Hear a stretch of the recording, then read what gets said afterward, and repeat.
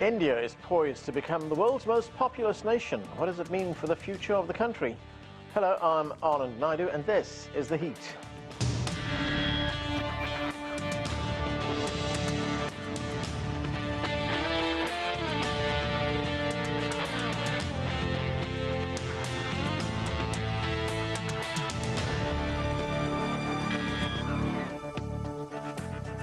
The United Nations projects that India's population will surpass that of China by the end of this month, making it the world's most populous nation. Analysts say the shift will bring the country a whole set of opportunities as well as challenges. We begin with this report from CGTN's Ravinder Bawa. Nikita is struggling to find a job for more than 6 months. She has a master's degree and the certificates of eligibility to teach. Yet, she is still unemployed. Teaching jobs in India are scarce. Millions of Indians like Nikita are a part of the youth bulge. More than 70% of the population in India is below the age of 35. To reap this unique opportunity, the policy makers will have to think out of the box. Well, I would say this large young demographic already exists. Whether it's going to be a dividend or a disaster is something that will be determined by the investments that are made by the state in their health, their well-being, opportunities for them. The UN projects that India's population will rise from the present 1.4 billion people to surpass China. It will grow to about 1.7 billion by 2050. India is just beyond the midpoint of its demographic dividend. The government needs to increase the GDP and reduce poverty to make the best of this opportunity. Experts say that the main challenge will be to create jobs for so many. And the last 8 years is considerably on the point of realization of benefits in terms of new employment creation, upward income mobility of the young, working class. We've lost the ship there. It's just, as I said, it's a point of inflection now. Whatever we choose to do in terms of policy-making decisions will have serious ramifications, not just for the young, but also for the old. To capitalize on the youth potential, India will have to make a major policy shift from capital-intensive manufacturing to labor-intensive manufacturing. Ravinder Bawa, CGTN, Delhi. To discuss this and more, let's bring in our guests. Joining us from New York, Alaka Basu is a professor of sociology at Cornell University. From New York, we're joined by Stephen J. Shaw. He is a data scientist, demographer, and founder of birthgap.org. And here in Washington, D.C., Chidanand Rajghatta is the foreign editor and U.S. bureau chief for the Times of India. Welcome to all of you. Chidanand, let me start with you. Looking at this milestone that will probably happen towards the end of the month, one of India's top officials, Amitabh Kant, who plays a key role in the G20, he wrote about this. He wrote actually an op-ed piece in your newspaper, the Times of India, and he said, and I'm quoting him here, he said, "This will position India as a powerhouse of human capital and the largest producer of human resources in the world." So what does this mean for India? I mean, do you see many benefits accrue to the nation from becoming the most populous nation in the world? Perhaps not now, but maybe later. Absolutely. And I'd actually add an if to what Amitabh has written, but he's right. This is a tremendous opportunity. There are challenges, of course, but this is a huge opportunity. The fact is, it provides opportunity on the economic front. India can power ahead because its human resource potential is excellent, provided, again, if we invest enough in education and health. And then also in terms of having a global voice. I think India for a long time has suffered from being underappreciated. There's a hunger for global recognition of having its own, seat at the high table.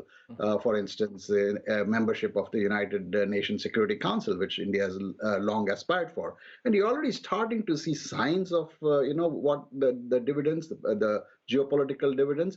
For instance, Russia, India's ability to buy oil from Russia, Yeah. Taking care of its own interests rather than, being pressured as it used to be some decades ago by, Western powers or allied powers.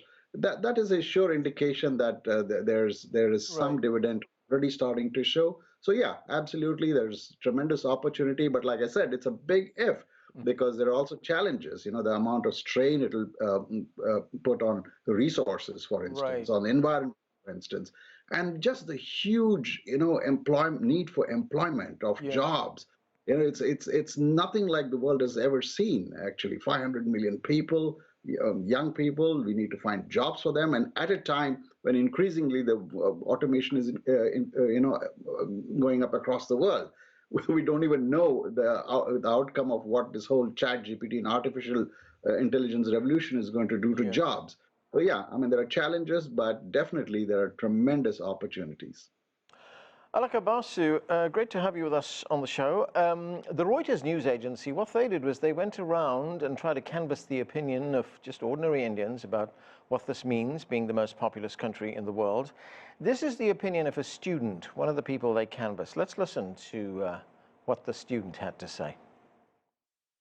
The people who are having more kids are very poor in this country, so they cannot support higher education for their children. The kids are then kept at home and are often engaged in child labor, which is one of the biggest problems of a growing population. Hunger can be our biggest challenge because there is not adequate food for everyone in this country. The land area of our country is also very small. There is a problem of housing for these people. People need more housing facilities as the population is increasing, but it is not available in India, and our land area is much smaller compared to China. So, Alaka, some very real concerns expressed there by that student. I mean, could a growing population actually be detrimental to India in the longer run?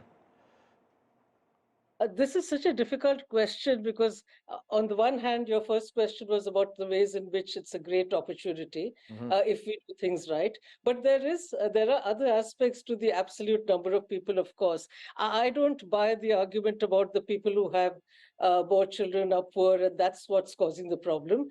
They have more children because they're poor. For the great larger part, because they need those children. But it is true that one really does need to think about other aspects of the population besides the absolute number. For instance, what does it mean in terms of population density? What does it mean in terms of the pressure on population? We might get a seat at the table because we have large numbers, absolute numbers of people providing a market for exports, but we have our own administrative problems that are important too. So it works both ways. We need to invest in education and employment, of course, but I just want to point out, say a little bit about dependency ratios. This whole discussion and excitement is about the age composition of the Indian population, that we have a large pool of people of working age relative to the people young and to the old, especially as compared to China. That's great. But I think there's as we said, we need jobs for them. But there's another aspect of India that's important in terms of improving dependency ratios. Not only is it a big country, but it's a very diverse country. So if you look at the regional differences in the age structure, what you find is that we already have parts of the country which are facing a labor shortage. And you have other parts of the country where there's an excess of labor, a shortage of jobs. And the fact that it is one country means we don't have the kind of, or we shouldn't have the kind of boundary and migration issues that Europe, for example, faces. Even though it has a labor shortage, it's not so easy for people in Japan or Europe or Britain to cross borders and match demand to supply. India, being diverse and being one administrative entity, makes the demographic dividend a bit easier to deal with, because it didn't all start its fertility decline at the same time. There are parts of the country that, in the south in particular, that are desperate for more labor. There are parts of the country in central and northern India that have too many young people without work. If we could work out a peaceful and good arrangement, to match demand and supply within the country, I think that's one big opportunity that we are not talking about enough. Stephen, welcome to the show. I mean, as we just heard there, of course, there are different demands for jobs in different parts of the country. Generally, there are more people than jobs in India. I mean, add to that the wide disparities we see, for instance, in the fortunes of rural people and urban people, gender inequality in the workforce. So what is the broader impact going to be on the country? Thank you. Yes, the issues within India are entirely regional, as was just pointed out. We're looking at parts of India right now in the south and northeast with birth rates as low as Europe and even Japan. So once you look at a very granular level, we do not see this as being a singular entity, as the previous speaker was just saying. You have to look at that low level. India now has got everything baked in for what will be a humanitarian crisis of an aging society like Japan, like Europe, 40 to 50 years from now. So we've got to be very careful when we talk about the growth of the population, because we effectively know that the population of India will peak around 2050 at around 1.7, perhaps 1.8 billion people. It will then start to shrink. And what I think countries like Japan and Europe perhaps wished they'd considered decades ago was the future impact. And just to put one more fact on the table, as it were, the number of births, total births per year in India, has been shrinking over the past decade, and quite rapidly, in fact. It's because with the birth rate now below replacement level, the number of young people who are going to become future parents is shrinking, and that's a spiral, as other nations have found, that will go down and down and down until some future generation goes back up to a rate of 2 again. So I'm not sure, really, we should be focusing on total population here. We can, through demographics, have a pretty long lens for a generation or two, and we can see really the direction this is going in. So I'm very excited for India. I've been there several times. I filmed my documentary there. I can see the buzz in the country about becoming the world's populous nation. I think that will have some positive effects for sure, on the mindset at least. But longer term, there's a problem here. So if you don't look at the entire population, I mean, what about that segment that our reporter talked about, the 70% of Indians who are below the age of 35? I mean, how big a challenge is that going to pose? Well, that's right. Over the next 30, 40 years, unquestionably, there'll be both opportunities and challenges for that generation. I think, I'm quite sure the economic boost that India will receive will be a positive thing for many, many people. But if you talk to people on the ground in India, if you go into people's homes and all kinds of levels of homes, I've been in homes and filmed in, from the slums of Mumbai to wealthier parts, education is now the key everywhere. It was quite remarkable. Everyone is thinking only education, and what came over was people are thinking of 1 or 2 children. Now, the previous speaker was absolutely right. When you get to areas where there's extreme poverty, people will naturally have larger children because that's what happens everywhere, not just in India. So I can see a real transition underway here, and we've got to be a little bit careful of any policies or advice that could lead to dropping birth rates lower than they are, because we know what happens. We've seen it everywhere. So it's a very delicate situation, but certainly for the next few decades, I can see a lot of positives coming from this economically.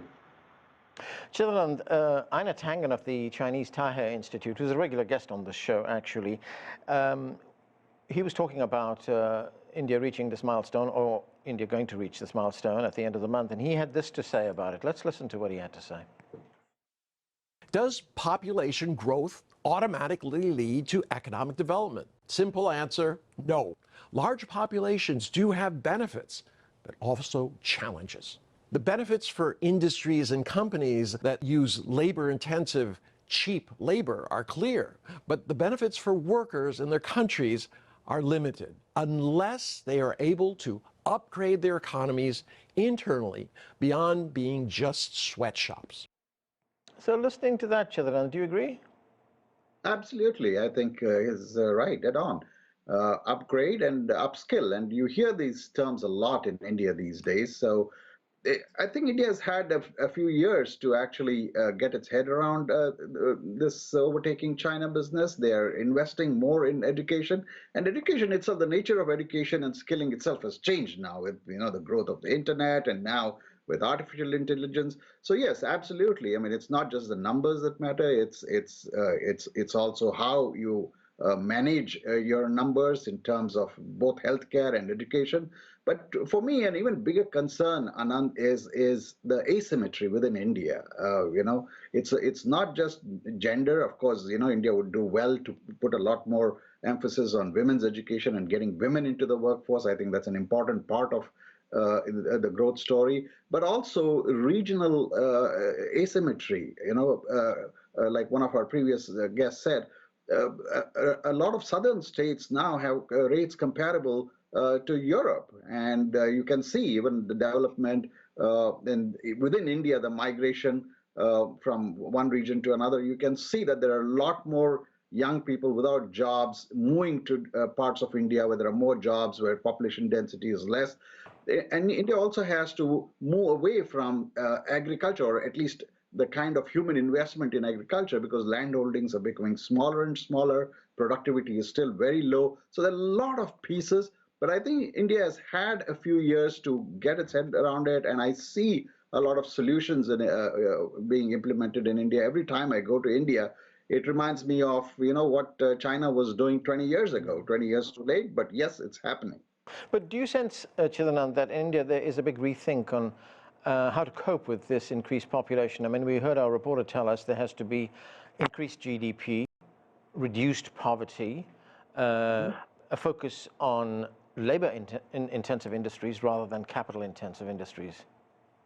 Yeah, I really don't know how that'll work out, because increasingly manufacturing is they're trying to migrate some manufacturing from China to India, but there are also other countries here. It's not just India, mind you. There are of India's neighbors have equally high population growth and a good demographic bulge. Actually, there are countries like Pakistan and Nigeria which have even greater demographic bulge. So yeah, I mean, it's not just India, but yeah, I mean, they just have to create jobs. I'm not sure that you can create 500 million manufacturing jobs. There has to be emphasis even on service sector jobs. And that comes at a time, like I mentioned earlier, when this whole artificial intelligence revolution is taking place, there are a lot of jobs which will get destroyed, as it happened, at the birth of the internet and with all the automation that happened in the 70s, 80s, and 90s. So a lot of service sector jobs may also disappear in banking, for instance. One example that comes really to mind is radiology. A lot of American hospitals and companies used to send X-rays to India because there were radiologists there who used to read it. And now you suddenly are in a situation where the artificial intelligence can take care of this. So a lot of these jobs are going to disappear. So yeah, I mean, there has to be, I think it'll be a constantly evolving situation. We'll have to rethink a lot of assumptions. But yeah, absolutely. But my primary concern is the asymmetry within India and the social tensions. India also has to make sure that it sticks to its very plural, syncretic, secular outlook politically, so that the population do not feel alienated. So there are a lot of pieces to this, but I'm optimistic. Okay, Alaka, the New York Times, they were reporting on the differences between India and China, and there's this comparison that's often made between India and China. But the New York Times said this, it said, and I'm quoting here, "The obstacles that have kept India from following the same program, as the Chinese that is, over the past 30 years remain in place. Ineffective governance, insufficient infrastructure, scanty spending on primary education and health, and laws constraining the use of land and labor." I mean, how valid are these issues that are raised in that report? And is it something that would have to be addressed pretty soon by the Indian authorities to realize something of a population growth dividend? See, these obstacles exist, and they exist in almost independently of population. It's not connected to population. My fear with so they exist, and we definitely need much better policies. And if we have those better policies in place, it's not so easy. China, the situation, the political, the social, the economic circumstances in China are very different from India. So beyond a point, I find the China-India comparison not very useful. What India can do, given its particular set of circumstances might not be exactly what China can do. India certainly can't on the population front and should not on the population front attempt what China did with the one-child policy, for example. I'm saying this because on the one hand, here we are talking about the demographic dividend and how wonderful it is, and almost feeling proud that we are going to be number one in something, which is population size. But on the other hand, within India, there is a stream of discussion which looks at the numbers with a sense of horror and uses them to, in fact, ask for greater regulation of people's reproductive behavior. So my fear always is that there are these two ways in which we think about it. And so, yes, we need good policies for health. We need good policies for education. We need better training for people, for a workforce that is of use in the current at the current time when all these other problems of AI, etc., are now taking away even more jobs. So it's not the comparison with China so much as what India itself should do about its own circumstances. And the population question has to be treated either as you can treat it as an outcome, which is we'll get better population results. If we do all these other things, the population will be more useful. But we can also treat it, as some people are doing, as the determinant of why things are not going so well, which is that we are too many people. So as a demographer, I'm very troubled by the every now and then some state or the other coming up with the idea that the obstacles are actually a result of high population growth, and what we need is a population policy. Several states have a population policy waiting in the wings to be passed by their legislators. And this population and development argument, therefore, needs to be very carefully formulated. On the one hand, we say it's wonderful. On the other hand, a lot of people say it's not so wonderful. And it is true it's not so wonderful because we do have problems of infant mortality, problems of population density, etc. Stephen, a Chinese professor at the Center for Population and Development Studies at Renmin University in China, he wrote an opinion piece for CGTN, for this network, in which he said, and I'm quoting here again, he said, in sum, China's first demographic dividend has not yet faded, but the second demographic dividend is taking shape. What do you make of that? I'm not sure there's a second demographic benefit coming to China. The reality is China is long into a deep decline that will see it have to support a phenomenal number of older people. Meanwhile, we have not yet seen any change to the downward trend in birth rates. So if I were China, like many other nations around the world, I would be pretty concerned about the demographic future given where we are. And this is not just China, to be clear. This is Japan, this is East Asia, this is Europe. It's now the US and Canada are on the same path. So this is why I think for India, if I can come back to India for a moment, there is an opportunity to look at what's happening in China, to look at these other nations. And as the previous speaker said, any population policies to try and coerce people to have fewer children will backfire in the longer term for many reasons that they're not good. We already have situations in India where there are towns with predominantly older people.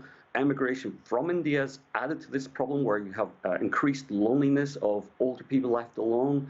So the issue for me, the crisis really in India in the future will be older people to take care of. Right now, that's the reality with China. And Stephen, what do you make of the points that was raised by Chidanand Rajghatta? You know, the fact that as we look at a growing population and as we look at demand for jobs, I mean, a lot of these jobs are going to be rendered obsolete by AI. And then, of course, we also have the pressures that climate change is going to bring to countries. Well, yeah, those are big topics. One thing we have to also align with that, there will be an increase in consumption as nations become wealthier, and India is. There will be an increase in consumption, and India will become, a nation that outsources to other countries. That's the opportunity, at least. I have less concerns there. Of course, there will be challenges. Of course, there will be lives that, let's just say, on a local level, it is not a simple scenario to go through either population growth or decline. But I have to say that I do not have great long-term concerns about India until 30 to 40 years from now, when people in India governments will be offering baby bonuses to Indians the way the trend is going right now, to try and have more children like we've seen in Singapore and other nations. Chidanand, as a country like India looks for solutions, I was wondering, there's been a great deal of very heated rhetoric. We've heard it between India and China. Zoon Ahmed Khan, who's been on the show, I think you've been with her before, she's a research fellow at the Center for China and Globalization, and she said this about the relationship between India and China. Let's listen to her. So imagine an India that does not see China as a threat. Imagine an India and China, working together rather than negatively competing with each other, rather than thinking of relative influence in a zero-sum mindset. Imagine them working together. Where will that leave the United States and these allies with this divisive mindset in the next 20 years? Irrelevant, right? Relatively irrelevant. So Chidanand, so imagine that we do have some kind of major change in policy on the parts of both countries. What would such a change, such a relationship that she's describing mean for the region? Well, that would be incredible, Anand, I've long been a votary of, bringing down the metaphorical Himalayan wall between the two countries. And that would be tremendous. You basically have 3 billion people listening. And there is a lot that India can learn from China, including on the demographic front. India can also learn from the US on the consumption front, what excessive consumption is doing to the world. So, yeah, I think that would be tremendous. I don't think it's a zero-sum game. You don't have to, be alienated from the United States because you make up good ties with China. But that's something I hope to see in my lifetime, and that would be a tremendous development. Okay, and that's where we have to leave it. Thank you to all of you for being with us. Time has caught up with us. I'm Anand Naidu in Washington, D.C. Thank you for watching.